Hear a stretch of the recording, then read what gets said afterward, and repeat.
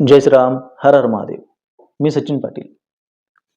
केरळमध्ये साखळी bomb blast झाले. जूनची लोकसंख्या असलेल्या भागामध्ये हे विस्फोट घडवून आणण्यात आले, असं वृत्त आहे. दुसरी एक घटना केरळमध्ये जी घडली ती म्हणजे की हमासच्या समर्थनार्थ, पॅलेस्टाईनच्या समर्थनार्थ एक मोर्चा निघाला आणि त्या मोर्चाचं जे नेतृत्व आहे, त्या मोर्चाला ज्याने संबोधलं तो म्हणजे खालिद मशाल. त्याने आंतरजालाच्या माध्यमातून व्हर्च्युअली ह्या मोर्चाला संबोधलं आणि हा जो खालिद मशाल आहे हा माजी अध्यक्ष आहे हमासचा, एक्स चीफ आहे. ह्या दोन्ही प्रचंड गंभीर बाबी आहेत, गंभीर मुद्दे आहेत. ह्या मुद्द्यांची तीव्रता कमी करण्यासाठी जे आपल्या देशातली भाळखाऊ पत्रकारिता आहे त्यामध्ये क्विंट ज्याचं नाव सर्वात वर येतं, या द क्विंटने लगेच या विस्फोटाच्या लगेच काही तासाच्या आतच एक बातमी टाकली ज्यामध्ये false claiming regarding to Kerala blast अशाची एक बातमी टाकली आणि या ब्लास्टचा संबंध हमास सोबत नाही हे ओढून ताडून दर्शवण्याचा प्रयत्न केला. मजहबी दहशतवाद जो आहे, जिहादी दहशतवाद जो आहे, याला कव्हर करायला आपल्या देशामध्ये हा जो वामपंथ पाय रोवून बसलेला आहे, ही सगळ्यात मोठी समस्या आहे जी मी नेहमी सांगत असतो. लोक जागरूक होतात, लोकांना जागरूक व्हायला काही लागणार नाही. ही समस्या ही ओळखायला खूप जास्त बुद्धी लागणार नाही. महाराष्ट्रामध्ये कुठे डेटोनेटर सापडले, कुठे RDX सापडलं, कुठे जिलेटिनच्या कांड्या सापडल्या, कुठे एखादा डॉक्टर सापडला जो मुस्लिम आहे आणि ज्याचे थेट संबंध ISIS सोबत आहेत, किंवा कोंढव्यामध्ये कुठल्या तरी शाळेमध्ये दहशतवादी केंद्र सुरू आहे. ह्या पद्धतीच्या बातम्यांचं गांभीर्य मराठी माणसाला नाही आहे अशातला भाग नाही आहे, किंवा हिंदूंना नाही आहे अशातला भाग नाही आहे. पण हे गांभीर्य, या गांभीर्याचा फुगा फोडण्याचं काम जी टाचणी करते आहे, त्या टाचणीचं नाव आहे वामपंथ, समाजवाद, डावे अमके ढमके टमके. हे जे राष्ट्रद्रोही फुटीरवादी विचारसरणीची ही जी पेरणी आपल्या देशामध्ये खास करून महाराष्ट्रामध्ये झालेली आहे, ही खरी समस्या आहे. केरळकडे बघता आपण त्याच्यातून काय शिकू शकतो की एवढ्या मोठ्या प्रमाणात, प्रचंड प्रमाणात हमासच्या समर्थनार्थ रॅली निघते कशी. आज महाराष्ट्र केरळच्याच पावलावर पाऊल ठेवत आहे, साक्षरतेच्या बाबतीत नाही तर ह्या अशा पद्धतीच्या मोर्चांच्या बाबतीत. PFIच्या समर्थनार्थ पाकिस्तान जिंदाबादचे नारे देऊन महाराष्ट्रामध्ये पुण्यासारख्या ठिकाणी सांस्कृतिक शहरामध्ये मोर्चे निघू शकतात, ही अत्यंत धक्कादायक बाब आहे. केरळचा फुगा फुगवण्यात आला अतिसाक्षर राष्ट्र म्हणून, आणि आम्ही सुद्धा त्याच्या पावलावर पाऊल कसं ठेवावं हे आम्हाला दाखवण्यात आलं.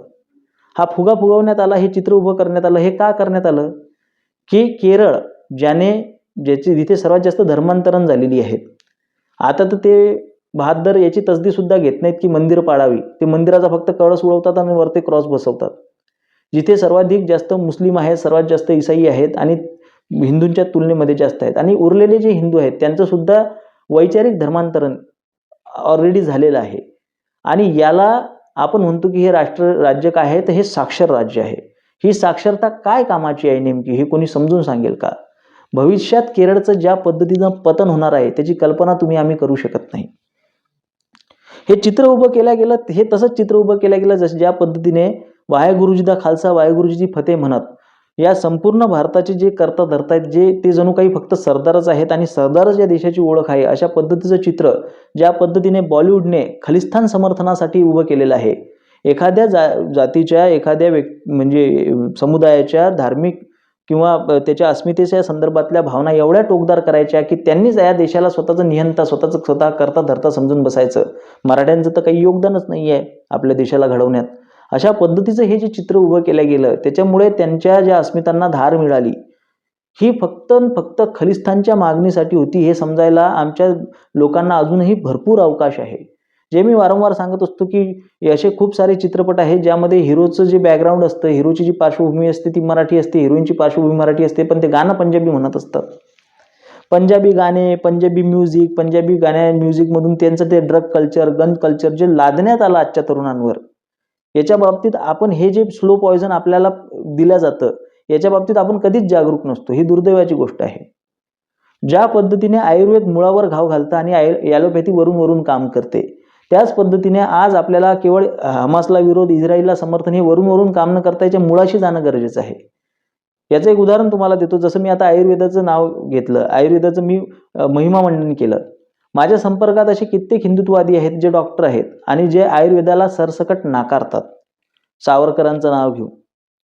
कारण की सावरकर सुद्धा आधुनिक वैद्यकीय विज्ञानाला वरदान मानायचे आणि तुमच्या वेदांनी किंवा तुमच्या आयुर्वेदाने कुठली लस शोधून काढली नाही अशा पद्धतीचं प्रतिपादन सावरकरांनी केलेलं आहे. माझे एक मित्र आहेत, डॉक्टर आहेत आणि ते आयुर्वेदाच्या विरोधात लेख लिहितात आणि ते हिंदुत्ववादी आहेत. पण आमच्या पोरांना ते फार आवडतात कारण की ते मुसलमानांना शिव्या घालतात. कारण की आमचं सिंगल लाईन एजेंडा जो आहे हिंदुत्वाची, आमची एकमेव जी व्याख्या आहे ती म्हणजे मुसलमानांना पाणी पिऊन पिऊन शिव्या देणे म्हणजे हिंदुत्व, ही आमची व्याख्या झालेली आहे. काही दिवसांपूर्वी माझ्या संपर्कातल्या एका म्हाताऱ्या व्यक्तीची जी गुडघेदुखी आहे ती कायमची बसली. त्याला बरं वाटायला लागलं. त्यांनी मला सांगितलं आणि हे शक्य झालं आमचे खूप जवळचे मित्र आहेत देशपांडे डॉक्टर म्हणून, जे आयुर्वेदिक डॉक्टर आहेत. पण ते गोष्ट ऐकून मला आनंद झाला आणि मला दुःख वाटलं या गोष्टीचं. कारण की मी जो लेख वाचला होता ह्या आमच्या हिंदुत्ववादी डॉक्टरांचा, तो असा होता की तुम्हाला आराम वाटतो, तुम्हाला बरं वाटतं ते केवळ ॲलोपॅथीमुळे. पण तुम्ही त्या छद्मविज्ञानाच्या एवढे आहारी गेलेले आहात आयुर्वेद नावाच्या, की तुम्हाला एक अशी जाणीव करून दिल्या जाते, असं भासवल्या जाते की तुम्ही आयुर्वेदामुळे बरे झालेले आहात. तुम्हाला त्याच गोष्टी होमिओपॅथीच्या ॲलोपॅथीच्या डॉक्टरने सांगितलेल्या असतात, पण तुम्ही आयुर्वेदिक डॉक्टर च्या म्हटल्याने ते ऐकता, ॲलोपॅथीच्या डॉक्टरच्या म्हटल्याने ऐकत नाही वगैरे वगैरे. त्याने तर्क दिले होते त्या याच्यासाठी, संपूर्ण गोष्टीसाठी. ते बघून मी फार चिंतित गेलो की बाबा माझ्या जो धार्मिक कुठलीही गोष्ट, माझ्या धर्माचा जोही अंग असेल, मग तो आयुर्वेद असो, तो संगीत असो, तो कुठलाही अंग असो, आज त्या संपूर्ण अंगांना नावं ठेवणारे, दूषणं देणारे, माझ्या धर्म, संस्कृती, परंपरा, पेहराव या सगळ्या गोष्टींना नावं ठेवणारी लोकंसुद्धा माझ्या अवतीभोवती धर्मप्रचारक आणि प्रसारक म्हणून फिरत आहेत. शंकराचार्यांना पाणी पिऊन पिऊन शिव्या देणारी लोकंसुद्धा माझ्या अवतीभोवती आहेत. परवा तर मी एका माझ्या तथाकथित हिंदुत्ववादी मित्राची पोस्टच बघितली, त्याने शंकराचार्यांनाच शिव्या घातल्यात. आणि स्वतःच्या धर्माची मौलिक तत्व, माझ्या धर्माची पदं कुठली आहेत, कोणाला आम्ही म्हणजे 5 आमचे वैष्णवाचार्य आहेत, 4 शंकराचार्य आहेत, 13 आखाडे आहेत, याच्याबद्दलची किंवा धर्म माऊली ज्ञानोबा राय काय सांगतात किंवा जगद्गुरू तुकोबा राय काय सांगतात, हे सगळ्यांना कचऱ्याची पेटी दाखवणारे, केराचं टोपलं दाखवणारे लोकंसुद्धा माझ्या अवतीभोवती हिंदुत्ववादी बनून फिरतायत. तेव्हा मी माझ्या राज्याकडून, माझ्या महाराष्ट्राकडून काय अपेक्षा करणार आहे की त्याने खडकहस्त व्हावं आणि त्याने दिल्लीचेही तख्त राखावे. दुर्दैवाची गोष्ट अशी आहे की जो मुळावर घाव मी सांगतो की केरळासारखी परिस्थिती आपली होऊ नये, पश्चिम बंगालच्या पावलावर पाऊल आपण ठेवू नये, यासाठी आपल्याला आपल्या धर्म संस्कृतीचं जतन करावं लागेल. दुर्दैवाची गोष्ट अशी आहे की हिंदुत्वाच्या नावाने सगळी थेरं होत आहेत, फक्त धर्म आणि संस्कृतीच्या जतन करणे सोडून. एक कुठला तरी कॉमन मिनिमम प्रोग्राम आपल्याकडे असला पाहिजे, ज्याच्यावर सर्वांनी एकत्र एकमत मांडलं पाहिजे की या विरोधात कोणी भाष्य करणार नाही, आपण असं चालायला पाहिजे. असा कुठलाही कॉमन मिनिमम प्रोग्राम आमच्याकडे नाही आहे.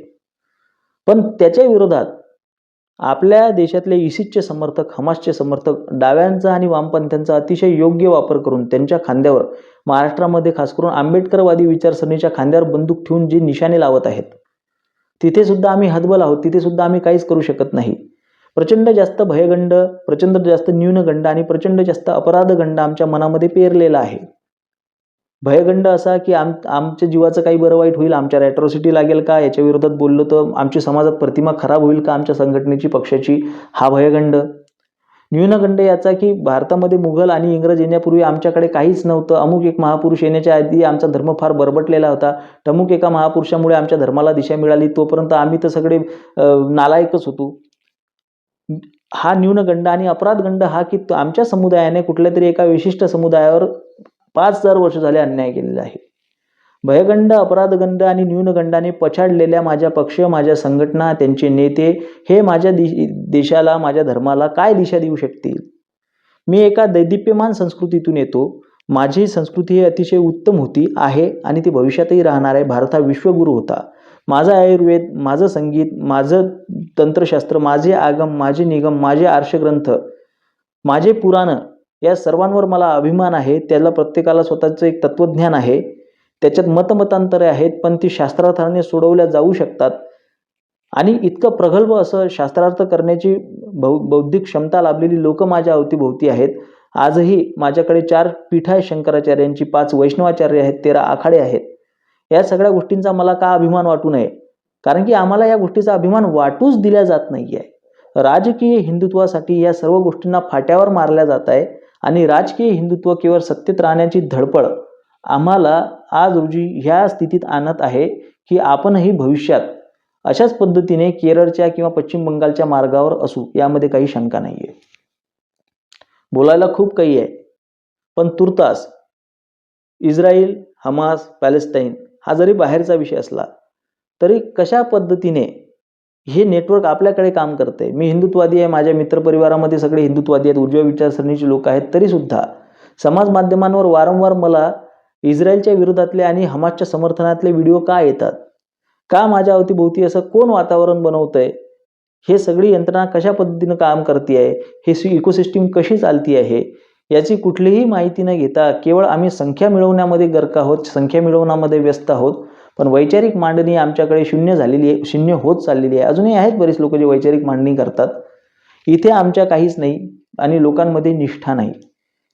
ही निष्ठा धर्माच्या प्रती, संस्कृतीच्या प्रती, स्वधर्माप्रती, स्वसंस्कृतीच्या प्रती, स्वतःच्या देशाप्रती, स्वदेशी प्रती ही जागवणे खूप जास्त गरजेची आहे. केवळ आणि केवळ सत्तेत राहणे आणि संख्या गोळा करणे याच्यापेक्षा. तर कुठं आपण आपल्या देशाची परिस्थिती, या आपल्या महाराष्ट्राची परिस्थिती काश्मीरसारखी, बंगालसारखी, केरळसारखी होण्यापासून वाचू शकतो. माझे विचार पटत असतील तर सहकार्य असू द्या. धन्यवाद. जय श्रीराम. हर हर महादेव.